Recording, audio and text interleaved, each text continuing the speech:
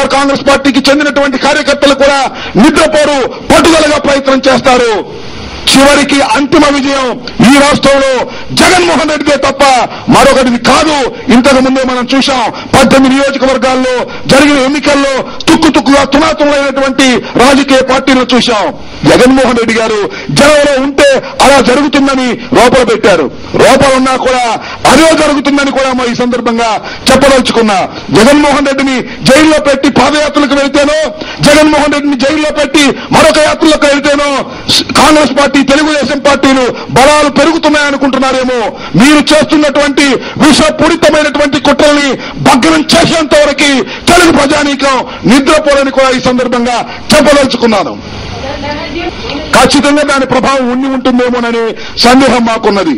ఎందుకంటే ఈ రోజున అంటే వాస్తవంగా ఏం ఆర్గ్యుమెంట్స్ జరిగాయో పూర్తి వివరాలు సమాచారం మాకు లేదు. కానీ నిన్న రోజునే ఈడీ నోటీసులు ఎందుకు ఇచ్చింది, నిన్న రోజునే చంద్రబాబు నాయుడు గారు కాళ్లు వాసిపోయేటట్టుగా పాదయాత్ర చేస్తున్నారని ప్రకటిస్తుంటే ముఖ్య నాయకులందరూ ఢిల్లీ ఎందుకు పరిగెత్తారని అడుగుతా ఉన్నా. పరిగెత్తి అక్కడ హోమ్ మినిస్టర్ గారిని, షిండే గారిని, అలాగే చిదంబరం గారిని ఎందుకు కలిశారని అడుగుతా ఉన్నా. అంటే ఇవాళ బెయిల్ పిటిషన్ వస్తుంది కాబట్టి ఈ చేత అటాచ్మెంట్ చేస్తే, ఈ విధమైన ఆర్గ్యుమెంట్ కోర్టులో చెప్తే కోర్టు వారు బెయిల్ ఇవ్వకోకుండా తిరస్కరిస్తారనే ఒక ఆలోచన కాదని అడుగుతా ఉన్నా. దానికి సమాధానం చెప్పవలసింది తెలుగుదేశం నాయకులు, కాంగ్రెస్ పార్టీ నాయకులు, ఈడీ అలాగే సిబిఐ తప్పనిసరిగా దీనికి సమాధానం చెప్పి తీరవలసిన అవసరం ఉందని మనం చేస్తున్నా. ఖచ్చితంగా ఆ బెయిల్ రాకోకుండా ఉండేందుకు ఈ ప్రయత్నాలన్నీ చేస్తున్నారు చంద్రబాబు నాయుడు గారు, కాంగ్రెస్ పార్టీ కలిసి అని చెప్పడానికి ఇది తాజా ఉదాహరణ మాత్రమే. ఇంతకు ముందు అనేక ఉదాహరణలు మనం చూశాం. ఎవరండి పిటిషన్ వేసింది? శంకర్రావు గారు, ఎర్రనాయుడు గారు, తెలుగుదేశం వారునా?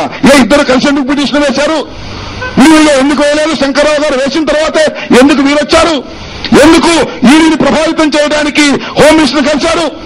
ఎందుకు ఈడీని ప్రభావితం చేయడానికి చిదంబరాన్ని కలిశారు?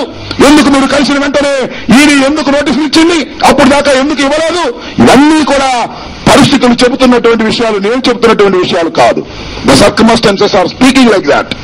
దాన్ని ప్రజలు నమ్మవలసిందే, నమ్మి తీరవలసిందే. ఎందుకంటే వాస్తవాలని ఎవరు దాయలేరు.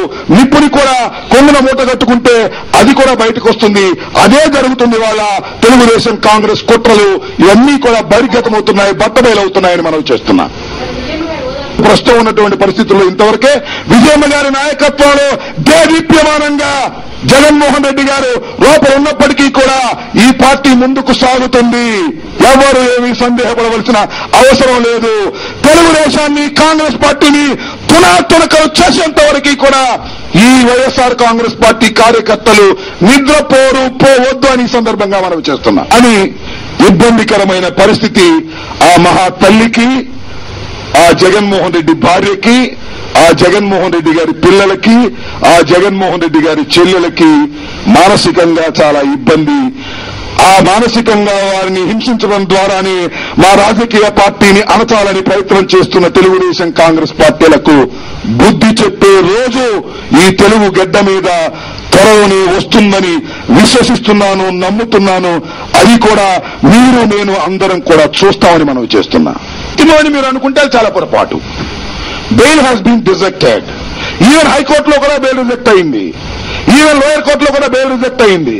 So at this juncture Jaganmohan Reddy గారిని బయటకు పంపడానికి న్యాయ వ్యవస్థ సిద్ధంగా లేదు. అందువల్ల జగన్మోహన్ రెడ్డి గారు నేరస్తు అయిపోయారు, జగన్మోహన్ రెడ్డి గారు బయటికి రాడు, జగన్మోహన్ రెడ్డి గారు లోపలే ఉంటాడనేటువంటి ఒక విషప్రచారం చేసి రాజకీయంగా లబ్ధి పొందాలనుకునే కొందరు వ్యక్తులు వాళ్ళ స్వభావాలు ఏంటో తర్వాత విధానంగా అర్థమవుతాయి.